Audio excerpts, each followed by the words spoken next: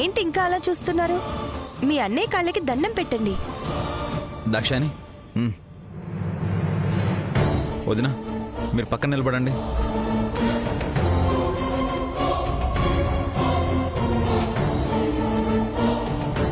కొత్త జంట ఇంట్లో కడుగు పెట్టగానే ఇంటికి పెద్దవారైనా మీ అన్నయ్య ఆశీర్వాదం తీసుకుంటే శుభం జరుగుతుందని పెట్టమంటున్నాను. దాక్షాయిని రండి.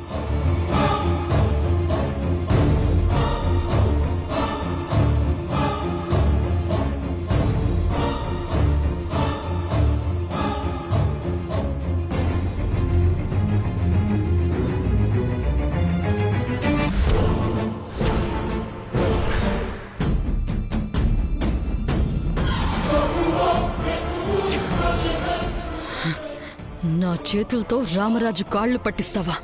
నీ అంత చూస్తాను సీత.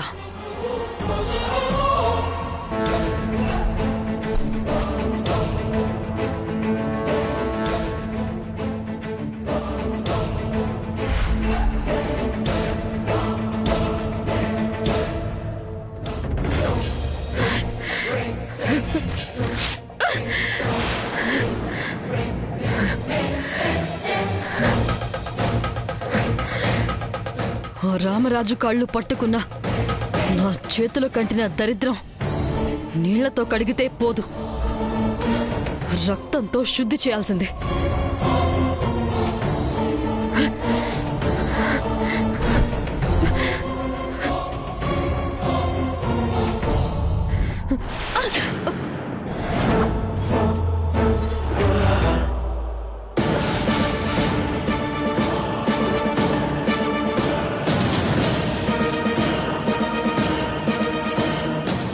ఏం చేస్తున్నావు? నా భర్త కాళ్ళు పట్టుకున్న నీ చేతిని కత్తితో కోసుకొని నీకు నువ్వే శిక్ష వేసుకుందామనుకుంటున్నావా?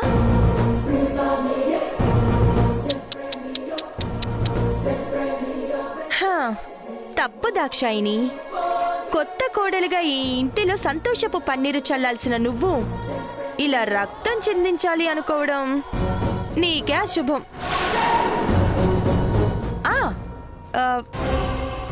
సరే కానీ ఈ చేత్తో ఇంకా చాలా పనులు చేయాలి. సత్యనారాయణ వ్రతం చేయాలి. శోభనం గదిలోకి ఈ చేత్తో పాల గ్లాసు పట్టుకెళ్ళాలి. నువ్వు చేసిన తప్పు తెలుసుకొని ఈ ఇంట్లో అందరి కాళ్ళు కడగాలి.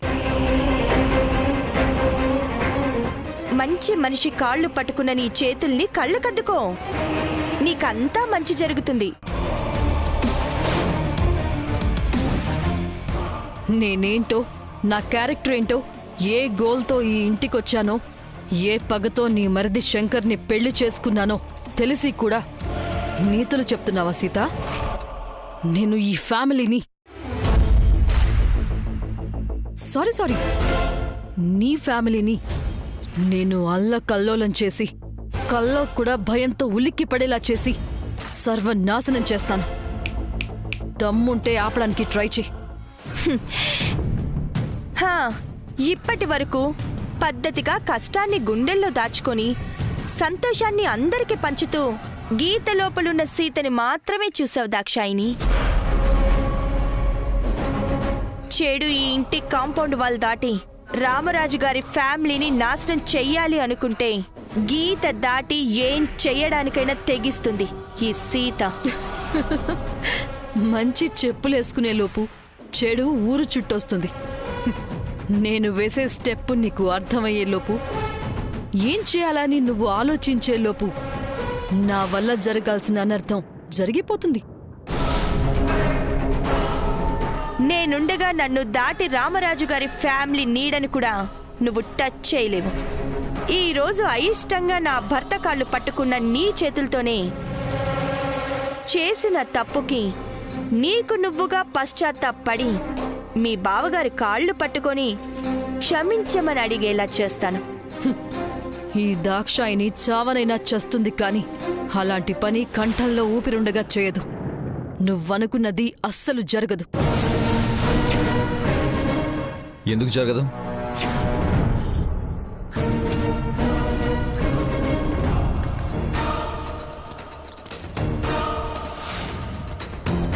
వదిన చెప్పింది జరగాలి.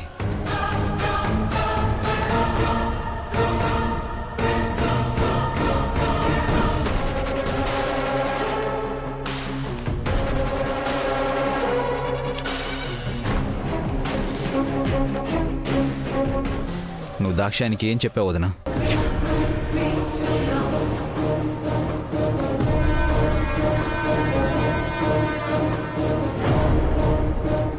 మంచి చెప్పాను శంకర్.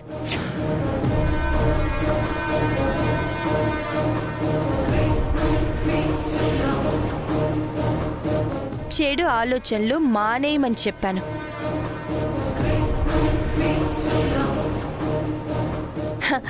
మన ఫ్యామిలీ బాగుండాలి అంటే నేను చెప్పినట్టు నువ్వు వినాలి అని చెప్పాను.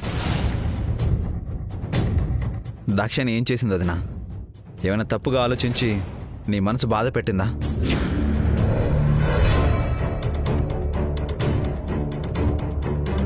ఆహా, అబ్బే అదేం లేదు శంకర్. అత్తారింట్లో ఎలా మసులుకోవాలో చెప్పడానికి తనకంటూ ఎవరు లేరు కాబట్టి అక్కగా నేను మంచి చెప్తున్నాను. నా భర్త నేను అనే స్వార్థం లాంటి ఏవైనా చెడు ఆలోచనలు మనసులో వస్తే కుటుంబ గౌరవం కోసం వాటిని పక్కన పెట్టి అందరినీ కలుపుకొని పోవాలని తల్లిగా నేర్పిస్తున్నాను.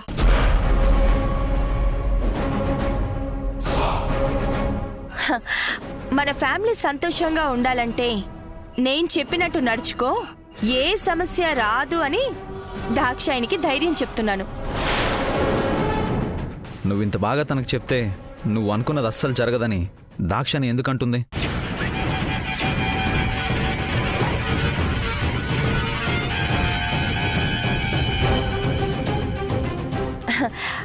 అది ఇక నుంచి ఇంటి పనులు కుటుంబ బాధ్యత నేనే చూసుకుంటాను, నువ్వు హాయిగా ఉండక్క అని దాక్షాయిని అంటుంది. అదేం కుదరదు, నీకు కొత్తగా పెళ్ళయింది, నీ భర్త శంకర్తో సంతోషంగా ఉండు, నేనుండగా నీకెందుకు భారం అని నేనంటున్నాను. నీ భార్య అస్సలు నా మాట ఒప్పుకోవడం లేదు శంకర్. నేను చెప్పినట్టు వినమని, నా మాట ప్రకారం నడుచుకోమని దాక్షాయినికి నువ్వైనా చెప్పు శంకర్. దాక్షాయిని, వదిన చెప్పింది కాదనకుండా చేయడం నీ కర్తవ్యం. చేస్తానని చెప్పు. శంకర్, నా మాట వింటానని చెప్పమను. చెప్పు దాక్షాయిని.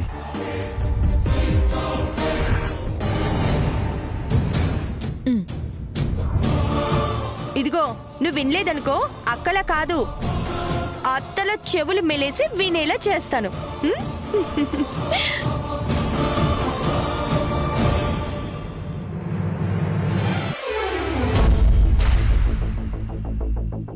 దాక్షాయిని, వదిన మాట అంటే మా అన్నయ్యతో సహా అందరికీ గౌరవం. తన కోడలుగా అడుగుపెట్టినా కూడా తల్లిలా ఇంటిని చక్కదిద్దుతుంది. నువ్వు కూడా అలాగే ఉండాలని నా కోరిక. అంతేకాదు, ఏ విషయంలో కూడా వదిన మనసు బాధ పెట్టకు.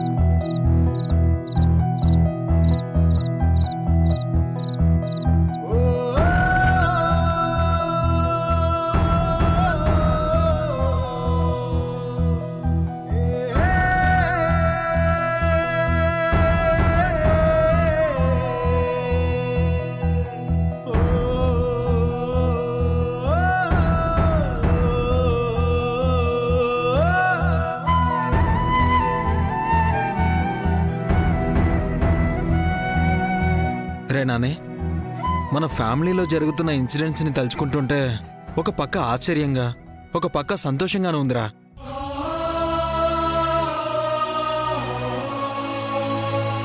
కోడలుగా మన ఇంట్లో అడుగుపెట్టే ఆడపిల్ల వల్ల శాపవశాత్తు మన అన్నదమ్ములం విడిపోతామన్న భయం పెద్దదిన రాకతో కొంచెం తగ్గింది. ఇప్పుడు చిన్నదిన కూడా కోడలిగా అడుగుపెట్టింది. చిన్నదిన కూడా పెద్దదినలా మనతో కలిసిపోయి మనతో కలిసి ఉంటే మనం నమ్ముకున్న శ్రీరాముడి దయ వల్ల శాపం పూర్తిగా తొలగిపోయినట్టే.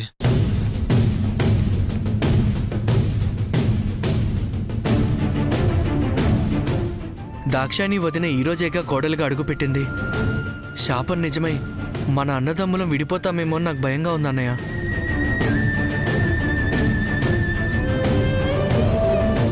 నువ్వు అనవసరంగా భయపడుతున్నావురా నాని. దాక్షాయణి వదిన ఎప్పటి నుంచో మన ఇంట్లోనే ఉంటుంది, మనతో కలిసిపోయింది. ఇక తన వల్ల ప్రాబ్లం వచ్చే ఛాన్సే లేదు అని మనం అనుకుంటే సరిపోతుందా అన్నయ్య? గెస్ట్గా ఇంట్లో ఉండటం వేరు, శంకర్ అనే భార్యగా కాపురం చేయటం వేరు.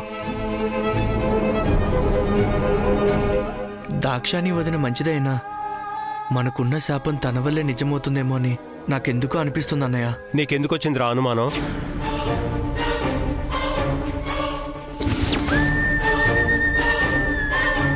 అనయ్య, వాడికేదో తెలియక అలా మాట్లాడాడన్నయ్య, ఏమనుకోకన్నయ్య.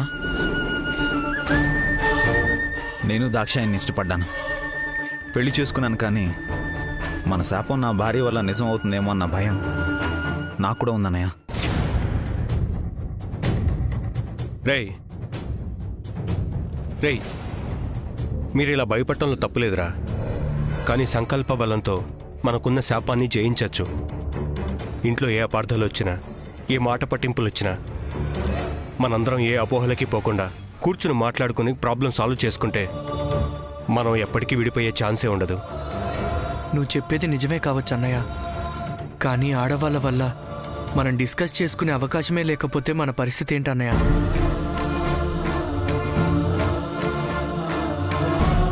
అపార్థాలతో మనం విడిపోవాల్సిందేనా? ఆ ఆలోచన నేను తట్టుకోలేకపోతున్నాను అన్నయ్య. రేయ్, సీత గురించి నాకు తెలుసు, మీ అందరికి కూడా తెలుసు. తన వల్ల మనకి ఏ ప్రాబ్లం రాదని నమ్మకం ఉన్నా కూడా ఎవరి కోసమైనా సరే, ఏ పరిస్థితుల్లో అయినా సరే, ఏ సందర్భంలో అయినా సరే నేను మీ ముగ్గురితో కలిసి ఉంటానని, మిమ్మల్ని విడిచిపెట్టనని ప్రమాణం చేస్తున్నాను.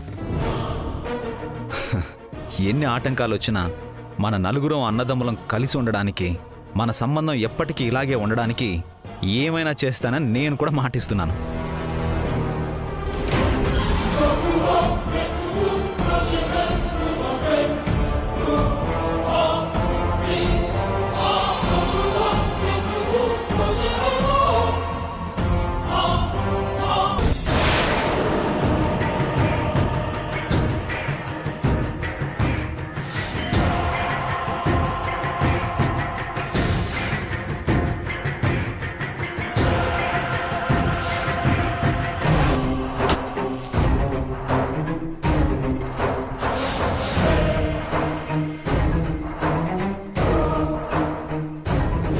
కానీ నా అక్కకు జరిగిన అన్యాయానికి రామరాజు ఫ్యామిలీ మీద నేను కొట్టబోయే దెబ్బ 2 తరాలు దెబ్బతినేంత స్ట్రాంగ్గా ఉంటుంది.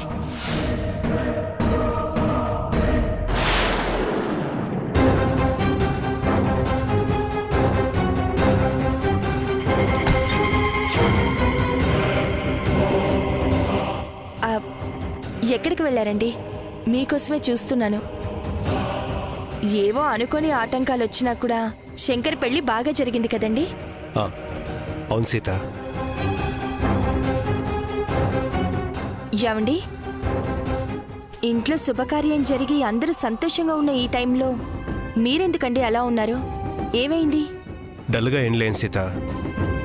ఇంట్లో ఒక్కొక్కటిగా జరుగుతున్న సంఘటనల్ని తలుచుకుంటుంటే సంతోషంతో గుండె నిండిపోయింది. నా మీద, నా తమ్ముళ్ళ మీద నువ్వు తీసుకుంటున్న కేర్కి, చూపిస్తున్న బాధ్యతకి ఎలా థ్యాంక్స్ చెప్పాలో తెలియట్లేదు. మనలో మనకి థ్యాంక్స్ ఎందుకండి?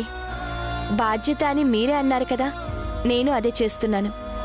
అందరూ నీలాగా బాధ్యత తీసుకోలేరు సీత. మరుదుల్ని బిడ్డలాగా ఆదరించాలంటే గొప్ప మనసు ఉండాలి. కష్టాన్ని కూడా చిరునవ్వుతో భరించగలిగేంత సహనం ఉండాలి. అవి నీలో ఉన్నాయి. అంతేకాదు సీత, పెళ్ళంటే తెలియని ఇంటికి నీ వల్ల పెళ్లి కల వచ్చింది. అందరికీ పెళ్లి విలువ తెలిసొచ్చింది.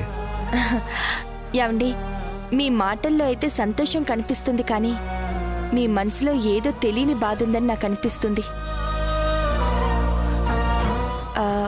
మీరు తప్పుగా అనుకోకపోతే మిమ్మల్ని ఒక మాట అడగొచ్చా? అడుగు సీత. రామరాజు గారన్నా, రామరాజు గారి తమ్ముళ్ళన్నా ఈ ఊరి జనానికి ఎనలేని గౌరవం. మీతో పాటుగా మీ ముగ్గురు తమ్ముళ్ళు కూడా చాలా మంచివాళ్లని, గొప్ప మనసున్న వాళ్ళని అందరూ చెప్పుకుంటారు. మీరు పెళ్లిళ్ళు చేసుకోవాలి అనుకుంటే గర్వంగా తమ ఇంటి ఆడపిల్లని ఈ ఇంటి కోడలని చేయడానికి ఆరాటపడతారు. అలాంటి మీ కుటుంబం పెళ్ళెందుకొద్దనుకున్నారు?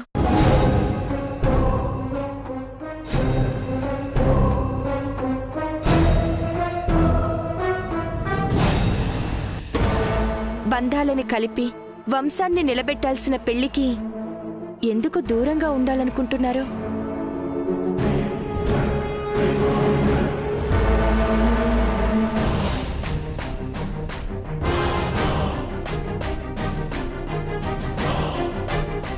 ఏమండి, మిమ్మల్ని అడిగేది, పెళ్లి టాపిక్ ఎత్తగానే ఎందుకలా అయిపోయారు? కొన్ని ప్రశ్నలకు మౌనంగా ఉండటం తప్ప సమాధానం చెప్పలేను సీత. దయచేసి నన్ను ఇబ్బంది పెట్టద్దు. మీరు ఇబ్బంది పడే పని నేనెప్పుడు చేయనండి. కాకపోతే శంకర్ పెళ్లి జరిగి సంతోషంగా ఉండాల్సిన సమయంలో మీరిలా మనసు కష్టపెట్టుకున్నట్టుగా ఉండటం నేను చూడలేకపోతున్నానండి. సీత, నేను ఇలా మాట్లాడుతున్నానని అపార్థం చేసుకోవద్దు. నాది బాధో భయం అర్థం చేసుకోలేని పరిస్థితి సీత. చిన్నప్పటి నుంచి మేము నలుగురు అన్నదమ్ములం. ఒకటిగా కలిసి పెరిగాం, ఒక్కడిగానే కలుసున్నాం. నేనంటే నా తమ్ముళ్ళకి ప్రాణం.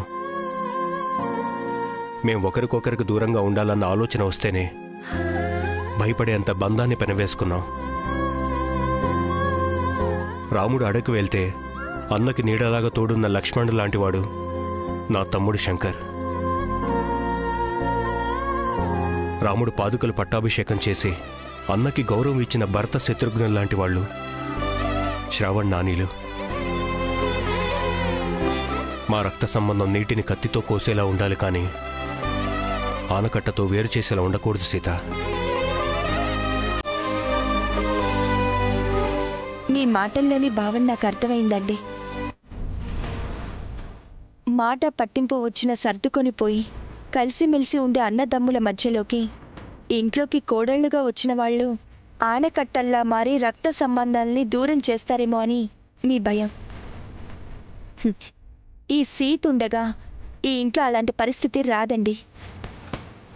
నా వల్ల కానీ, కొత్తగా కోడలుగా అడుగుపెట్టిన దాక్షాయిని వల్ల కానీ మీ అన్నదమ్ములు విడిపోకుండా చూసుకునే బాధ్యత నాది.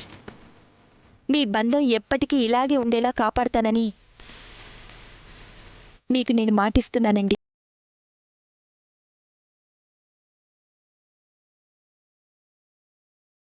Thank you Sita, thank you so much.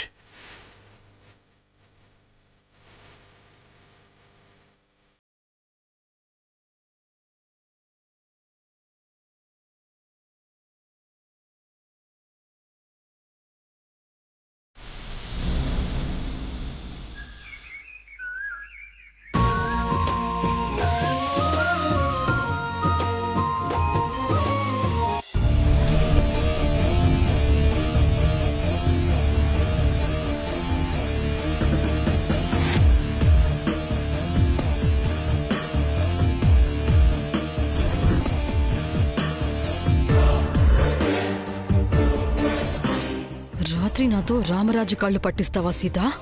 దానికి రిటర్న్ గిఫ్ట్ ఇస్తాను, చూడు.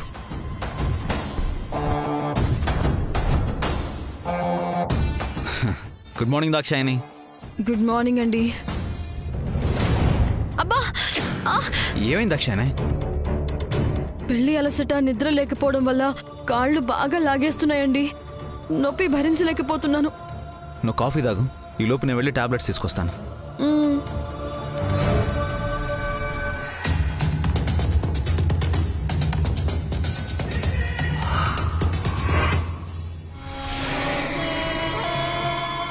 అబ్బా, దాక్షాయిని, నొప్పి బాగా ఉందా దాక్షాయిని? అవునండి, కాళ్ళు కింద పెట్టలేకపోతున్నాను. అయితే నేను వెళ్ళి టాబ్లెట్స్ తీసుకొస్తాను, వేసుకొని బాగా రెస్ట్ తీసుకో. పూర్తిగా కాలు నొప్పి తగ్గాకే లేదు దాక్షాయిని. ఇది టాబ్లెట్ వేసుకుంటే తగ్గే నొప్పి కాదండి. రెస్ట్ లేకపోవడం వల్ల ఎక్కడెక్కడో పట్టేస్తున్నాయి. కాళ్ళ లోపల నరాలు ఎవరో బలవంతంగా లాగేస్తున్నట్టు ఫీలింగ్ వస్తోంది. మరెలా దాక్షాయని? నీ కాలు నొప్పి ఎలా తగ్గుతుంది? ఎవరైనా కాళ్ళు పడితే తగ్గుతాయండి, లేదంటే 3-4 రోజులు ఇలానే పట్టేస్తాయి. లేచి అడుగు కూడా వేయలేను. కానీ నాకెవరు కాళ్ళు పడతారండి? నా కాళ్ళు నొక్కే వాళ్ళు ఎవరున్నారు? నేనున్నానని ఎన్ని డ్రామాలు ఆడుతున్నావు దాక్షాయిని. అదేంటి దాక్షాయని, నేను లేనా ఏంటి? నీకు నేను కాళ్ళు పడతాను.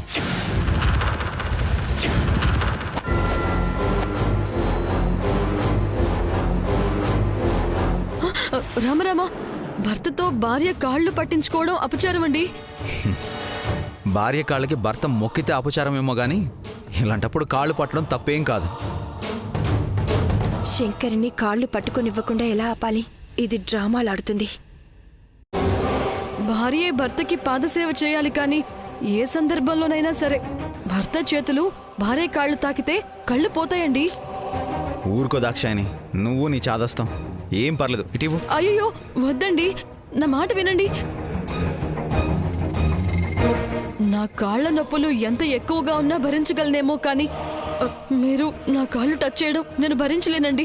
నువ్వు ఇంకొక మాట మాట్లాడితే నా మీద ఒట్టే.